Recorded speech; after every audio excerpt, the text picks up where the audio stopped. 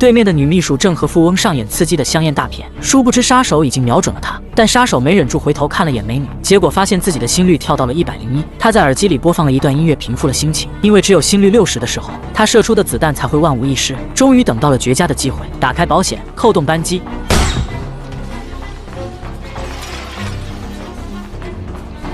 杀手重新上弹，准备再补一枪，可安保冲过来拉上了窗帘。保镖这时也发现这栋楼的可疑之处，男人只能拆卸枪支准备逃亡。他捡起地上的弹壳，快速把所有装备装进包里，脱掉外套，戴上头盔遮挡面部，观察四下无人后，用手机扫了一辆共享单车，再将刚刚用过的消音器扔进下水道。骑车尽量穿行小道，以免被赶到的警车堵个正着。经过一辆垃圾车时，顺手把所有的装备全都扔了进去。接下来放好电驴，转为步行。上了天桥后，又随手将头盔扔进河里。走了30分钟后，他找到一家偏僻的小旅馆，虽然环境简陋，但他也对全身进行了一次仔细的清洗，这样就不怕身上留下硝烟的味道，并且胡子也刮得一干二净。做完这一切后，换了一身服装，为了以防万一，再喷一层除味剂。就这样，男人出现在机场时已跟原来大不相同，这就是顶级杀手必备的逃生技能。他必须细致谨慎，不放过每一个细节，这样才能在重重危险中安然脱身。但到检票口时，男人发现这里居然有警犬，应该是警察接到命令在这里盘查。男人略一思索，扭头走出队伍。他来到卫生间，又进行了一次从上到下的清洗，并把随身带了20年的手环也一并丢掉。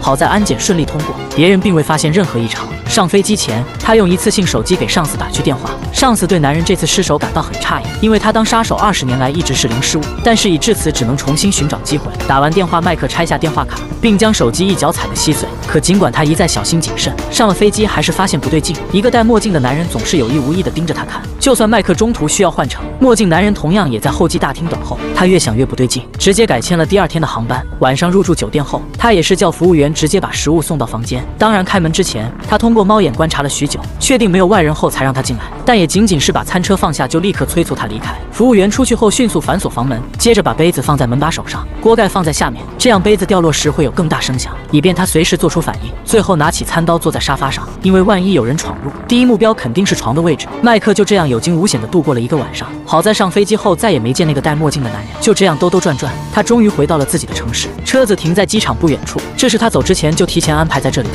但当他驱车回到家时，却在庄园的外边发现男人的鞋印以及很多烟头。妻子并不抽烟，很显然这是有人在这里监视而留下的。麦克心急地冲了进去，但他里里外外都找遍了也没找到妻子。卫生间杂乱无章，还有这么多血迹，显然这里有过激烈的打斗。麦克打电话给小舅子，这才知道妻子被送到了医院，妻子伤在头部，并且现在还没脱离危险。小舅子告诉麦克，今早有2个陌生人闯进家中，逼迫姐姐说出麦克的行踪。姐姐坚持到最后也没透露一个字，但却险些命丧当场。麦克一听就知道是冲着自己来的。就在这时，妻子醒了。他说晕倒之前看到那2人跳出窗子，然后乘坐一辆绿色出租车扬长而去。麦克明白了，有人想杀掉自己，但因为他回来的途中换乘另一个航班，并且在酒店住了1晚，所以那2人扑了个空。杀人杀到杀手身上，那他们是还不知道麦克的恐怖之处。这绝对是我见过最残忍的杀手。杀手将3颗钉子扎入老黑的胸膛，虽然他暂时死不了，但会痛苦地感受到生命在一点点剥离。杀手让他供出幕后指使人，就可以获得向911求救的机会。老黑的窒息感越来越强烈，他扑腾着双脚，支棱着爪子，拼命想抓起桌上的电话，结果失去平衡，一头栽倒在地上。杀手拿起报纸垫着他的脑袋，这样就不怕鲜血染到地板上。杀手再次强调还有1分钟的救命时间，谁知老黑是个硬骨头，愣是忍到嗝屁都没说出一个字。虽然这里的线索断了，但杀手并不着急，他推进来一个垃圾桶，把老黑的尸体装进去，然后就这么光明正大的坐着电梯离开。而他之所以这么做，居然是有人闯进他家里行凶，自己躲过一劫，但妻子却因此住进重症监护室。到底是谁想置他于死地？杀手满大街的找，因为妻子说那2人乘坐绿色出租车走了。很快他便找到目标。到了晚上，他跟着出租车来到公司总部，根据出勤记录，很快找到了当天的车牌以及开车的司机。离开时，他将现场弄得一团糟，伪装成有人入室抢劫的样子来混淆警方。第2天，他便预约了司机的车子，上车后给手枪装好消音器。司机瞄了一眼，差点吓得魂都没了。他战战兢兢地掏出钱包递到后边，又说自己干出租这行并没有多久。杀手收起钱包，然后问他3天前是不是接了个大单。司机这才说当时有1男1女租他的车，他把那2人送到一座庄园外，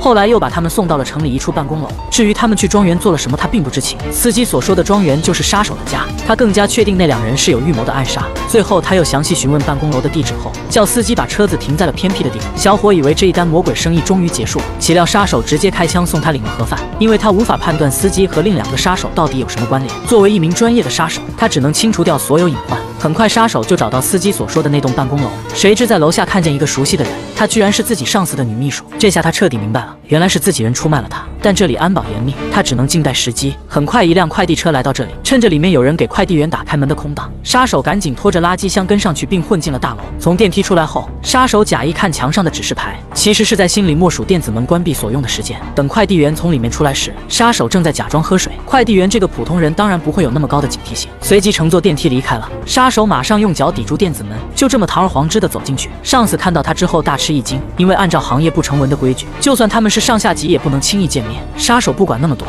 他先让秘书把上司绑在椅子上，又让他把自己绑在洗手台上，最后当着他的面把手机和电脑钉在桌子上。上司这才意识到杀手这次是玩真的。其实他明白麦克来这里的目的，毕竟暗杀麦克的人也是他派过去的。因为麦克刺杀失败，所以雇主非常生气，他怕对手从杀手这里找到线索，于是干脆让他从地球上消失。麦克听到这里就想知道雇主是谁，但老黑却以不能破坏行规为由拒不开口。麦克也不含糊，直接将钉子打进他的胸口。几分钟后，老黑饮恨西北，到死也没透露雇主半个字眼。麦克准备把秘书也一并处理，为了活命，秘书赶紧说他知道雇主的信息。原来秘书是个很称职的员工，每次老黑给杀手派完单后，他除了在电脑中记录，更是在家做了纸质备份。在秘书的帮助下，麦克很快就找到了自己那个订单，雇主的名字原来叫克莱伯恩，然后便开始了复仇计划。首先第一个就是这个画满纹身的家伙，他叫野兽，当初也是他把妻子打成重伤，但野兽很少独自出行，身边经常围着一众小弟。麦克耐心蹲守，终于看到野兽一个人回家。行动开始，他将掺有迷药的肉块喂给恶犬，然后靠在车边等药效发作。大概半小时后，麦克直接打开大门走了进去。此时房内非常安静，也不知道野兽睡了没。突然一个野蛮冲撞把麦克撞飞，原来这家伙在门口装了声音触发器。野兽膘肥体壮，就算麦克是一流杀手，此时的贴身格斗也渐渐落入下风。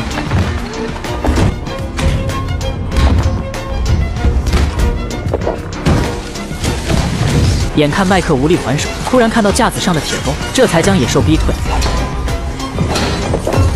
野兽气急败坏，就要置他于死地。麦克一铁钩甩了过去，最后麦克逃进了卧室，野兽也不依不饶地追了过来，嘴里还骂骂咧咧个不停。谁知他这一举动却暴露了自己的位置。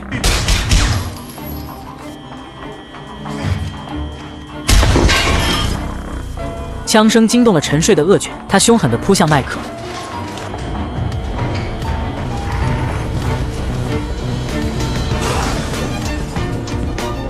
然而麦克抢先一步关上了铁门，掏出包里的燃烧瓶点燃，然后将这里烧得干干净净。接下来找第二个杀手复仇，正是隔壁车里这个白发女人。麦克本想直接将她解决掉，但又放弃了这个计划。等女人进入餐厅吃饭时，他也跟了进去，并顺手拿过女人的包，掏出里面的手枪。看到枪口对着自己，女人瞬间就慌了，因为麦克娴熟的手法一看就是顶尖同行。他知道自己遇上了麻烦，只能不断说话拖延时间。他说他只是拿钱办事，上司老黑派发任务，他们就去执行。他拿到手的只有名字、地址以及码内，跟麦克和他的妻子并没有任何私人恩怨。吃完饭后，女人带麦克来到河边，他想说出更多机密来换自己的命。看来就算是杀人如麻的杀手，在面对死亡时也只有害怕和屈服。突然，女人在下楼梯的时候滑倒，她伸出右手，希望麦克拉她一把。这才是真正的杀手，冷血无情，不相信任何人。而倒地的女人手中果然握着一把尖刀。两个三流杀手都领了盒饭，但事情并没有结束。最后还有一个便是花钱买他命的雇主，这人是芝加哥有名的富商，他的公寓安保非常严格，平时出入也有保镖护旗左右。麦克想从停车场前进公寓，结果发现这里也装了电子锁，当然这些难不倒他。他拍下富豪家的电子门锁型号，然后又从网店买一个门禁卡复制器。麦克观察到带着门卡的保镖酷爱健身，于是他偷了健身房的万能钥匙，等保镖去健身时再偷偷打开他的储物柜，用网上买的设备把公寓门卡的信息复制出来。这下公寓的安保形同虚设。麦克不费吹灰之力便进入大楼内部，等富豪拿着2瓶红酒走出来时，却被房间里的陌生人吓了一大跳。他以为麦克只是想求财，所以答应会给一大笔钱，但麦克一言不发，却举起手中的枪。老头这才意识到他是来要命的，但他并不知道自己惹了什么人。直到麦克掏出他在杀手公司的订单，这才恍然大悟。老头大骂这个公司阴险狡诈，他本想找人暗杀死对头，谁知杀手没有完成任务，没想到公司找他要第2笔钱，说保证完成任务，并把那个犯错的杀手也一并处理干净。他没有办法，只得又支付了150万码内。现在看到杀手又找了过来，